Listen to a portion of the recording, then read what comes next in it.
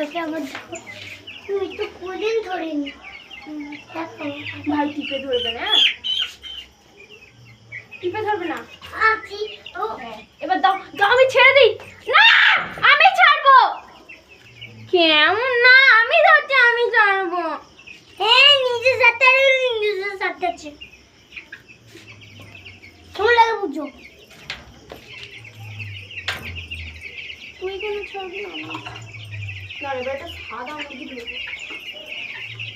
হাইটা সাদা মুড়ি হাইটো হাইটো ওই গড়ি থেকে ঢুকে আছে। হাইটো হাইটো ও মুড়ি দিদি একেই ধরবো আমি। এই অনেক চালাক প্রচুর চালাক রে। এই আমি শুনলাম দুটো কিছু চালাক।